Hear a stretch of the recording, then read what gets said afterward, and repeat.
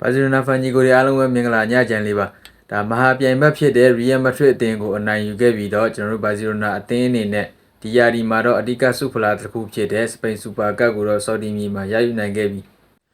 ဒီပွဲစဉ်မှာတော့ကျွန်တော်တို့ဘာစီလိုနာအသင်းအနေနဲ့ဘလုံးပိုင်ဆိုင်မှုအတာကိုကန်သွင်းမှုအတာနဲ့ပြိုင်ဘက်ကိုအခွင့်အရေးလုံးဝမပေးဘဲနဲ့ထိန်းချုပ်ကစားနိုင်ခဲ့ပြီးတော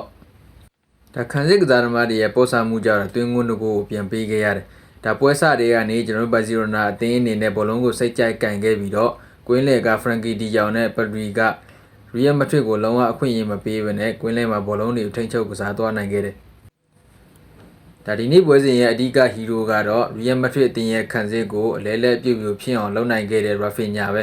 ဒါပွဲချင်းမိနစ်30လောက်မှာလမင်ယမားရဲ့ဖန်တီးပေးမှုကနေရာဖီညာကအပိုင်အခွင့်အရေးရခဲ့တယ်ဒါပေမဲ့သူ့အနေနဲ့ဒီအခွင့်အရေးကိုမထင်မှတ်ဘဲနဲ့လွဲချော်ခဲ့ပြီးတော့နောက်ထပ်မိနစ်နဲ့ငယ်အကြာမှာပဲရာဖီညာကိုရိုင်ကပဲသူ့ရဲ့တိုးအားလှုပ်အားတွေနဲ့အတူရီယယ်မက်ဒရစ်အသင်းခံစစ်ကစားသမားတွေအထက်ထပ်ပိတ်ထားတဲ့ကြားကနေသူ့ရဲ့အားပြင်းတဲ့ကန်ချက်နဲ့ပဲဥဆောင်ကိုရယူနိုင်ခဲ့တယ်ဒီနေ့ပွဲစဉ်မှာရီယယ်မက်ဒရစ်အသင်းအနေနဲ့ကျွန်တော်တို့ဘာစီလိုနာအသင်းဘောလုံးကန်နေတဲ့အခြေအနေတွေမှာသူတို့အနေနဲ့9-4သေးပုံစံမျိုးနဲ့ဒဖန်လုပ်ခဲ့တယ်ဒါကျွန်တော်တို့ဘာစီလိုနာအသင်းအနေနဲ့ခြေပောက်ကိုပြန်ပေးလိုက်ရတဲ့အနေအထားက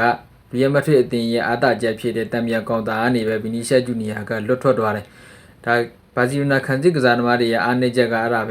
ဒါအသင်းမှာအရေးသွေးမြင့်တဲ့စင်တာဘက်ကောင်တယောက်လိုအပ်တယ်ဆိုတာတော့ဒီနေရာကတော့တက်တည်ပဲဗီနီရှက်ဂျူနီယာလွတ်ထွက်သွားတဲ့အနေအထားမှာဘာစီလိုနာခံစစ်ကစားသမားတွေကဘယ်လိုမှမတားဆီးလိုက်နိုင်ဘူး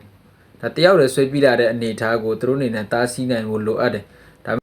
ဒါရီရဲ့တိုက်စစ်မှုဖြစ်တဲ့ဂွန်ဇာလိုဂါစီယာကဘာစီလိုနာခံစစ်ကစားသမားတွေကိုအလောက်ရှုံအောင်လုပ်နိုင်ခဲ့ပြီးတော့ဗီနီရှက်ဂျူနီယာကိုအာရုံမဆိုင်နိုင်တဲ့အနေအထားမှာဗီနီရှက်ဂျူနီယာကပနီတီအေရီယာထဲထိကိုဝင်ခဲ့ပြီးတော့အပိုင်ကန်သွင်းနိုင်ခဲ့တယ်ဒီနေရာမှာတော့ဂူရမန်ဂွန်ဂါစီယာလည်းဘယ်လိုမှမတတ်နိုင်ခဲ့ဘူးနဲ့ကျွန်တော်ခြေပောက်ကိုပြန်လဲပေးခဲ့ရတယ်ဖာမင်လိုဘတ်ရဲ့ late runs တွေကအလုပ်ဖြစ်ခဲ့ပြင်မဲ့အခွင့်အရေးဖန်တီးမှုဝိုင်းမှာတော့ဒီကောင်လေးကအနှဲငယ်လိုအပ်ခဲ့တယ်ဒီနေ့ပွဲစဉ်မှာတော့ဒုတိယသွင်းကိုတော့အသင်းမှာအားကိုးနေရစမြဲဖြစ်တဲ့လီဝွန်ဒေါစကီကပဲပက်ဒရီရဲ့အကွမ်းမြင်ဖန်တီးပေးပို့မှုကနေရယူနိုင်ခဲ့တယ်ပက်ဒရီရဲ့ပေးပို့မှုကတော့ကျွန်တော်တို့ဘာစီလိုနာဖန်တွေရဲ့အသင်းနှလုံးကိုကင်လှုပ်လိုက်တယ်လို့ပဲပြည့်ခဏကိုဖြည်းဖြည်းချင်းလှည့်ပြီးတော့ဘလုံးထိချက်တစ်ချက်နှစ်ချက်မှနေမယ်ရှေ့ကတိုက်စစ်မှုလွယ်လွယ်ကူကူနဲ့အဆုံးသက်လို့ရအောင်သူ့ရဲ့ပေးပို့မှုတွေကတကယ်အရေးသွေးမြင့်တယ်ဒီမှာလည်းသူ့ရဲ့ဖန်တီးပေးပို့လိုက်တဲ့ဘောလုံးကအရေးသွေးမြင့်တဲ့အနေအထားမှာလီဝွန်ဒေါစကီအနေနဲ့ကလွယ်လွယ်ကူကူနဲ့ပဲအသာရအဆုံးသက်နိုင်ခဲ့တဲ့ဒီဂိုးကိုဒီပွဲစဉ်မှာလည်းအကလစီကိုပွဲစဉ်တွေရဲ့အဆင့်အလာအတိုင်းပဲပြန်ဆိုင်မှုပြင်းထန်တာကိုမြင်တွေ့ခဲ့ရပြီးတော့ဖောင်းဘောတွေနဲ့အဝါကတ်တွေလည်းမြင်တွေ့ခဲ့ရတယ်ဒါပွဲပြီးကန်ဒီမှာတော့ဒီကြောင်အနေနဲ့ MRB ကိုခြေစုံဝင်နေဆိုပြီးတော့တိုင်အနေနဲ့ကတော့အနီကပ်ပြခဲ့တယ်ဘယ်ဒါဘီပွဲစဉ်တွေဘလောက်ကောင်းအကလစီကိုကတော့ပရိသတ်တွေကိုဖျော်ပြမှုအပေးနိုင်ဆုံးပြိုင်ပွဲတစ်ခုအနေနဲ့ရက်တည်နေတော့မယ်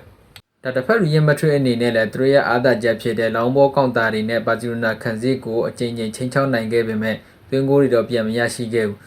ဒီပွဲအနိုင်တေချာစီမဲ့ကိုတော့ရာဖီညာကပဲသူ့ရဲ့ညာချီနဲ့ကန်သွင်းခဲ့ပြီးတော့ရီယယ်မက်ဒရစ်ခံစစ်ကစားသမားတွေတားဆီးတဲ့နေရာမှာဘောလုံးလမ်းကြောင်းပြောင်းပြီးတော့ဒီဘောကော့ဒရာဘယ်လိုမှဖမ်းလို့မခင်လိုက်ဘူးဒီနေရာမှာကျွန်တော်တို့ဘာစီလိုနာအသင်းအနေနဲ့ဒီပွဲစဉ်ရဲ့အနိုင်ကိုရရှိသွားခဲ့တယ်ဒါတပွဲလုံးခြုံပြီးကြည့်မယ်ဆိုရင်ကျွန်တော်တို့ဘာစီလိုနာအသင်းအနေနဲ့ high pressing နဲ့ position game ကိုဦးစားပေးကစားခဲ့ပြီးတော့ပြိုင်ဘက်ကိုလုံးဝအခွင့်အရေးမပေးဘဲနဲ့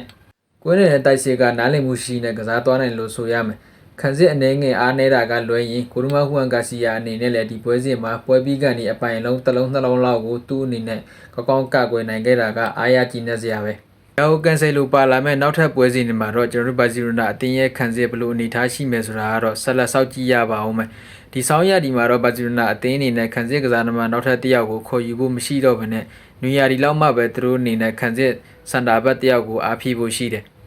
ဆိုတော့ဆော်ဒီမြေမှာကျင်းပတဲ့ Spain Super Cup Final မှာတော့ကျွန်တော်တို့ဘာစီလိုနာအသင်းအနေနဲ့ချုံမိန်နဲ့ရလန်းတဲ့သူမဟာပြန်ဘက် Real Madrid ကိုအနိုင်ယူခဲ့ပြီးတော့ဒီယာဒီရဲ့ပထမဆုံးဆုဖလားကိုရယူနိုင်ခဲ့တာပဲဖြစ်ပါတယ်အားလုံးကိုကျေးဇူးတင်ပါတယ်